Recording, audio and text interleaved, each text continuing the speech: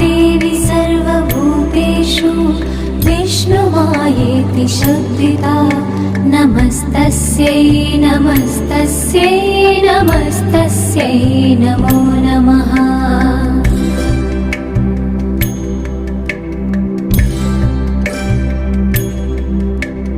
या देवी सर्वभूतेषु चेतनेत्यभिधीयते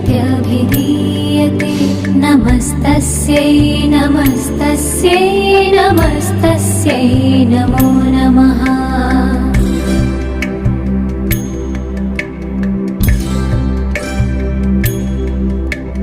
या देवी सर्वभूतेषु बुद्धिरूपेण संस्थिता नमस्तस्यै नमस्तस्यै नमस्तस्यै नमो नमः।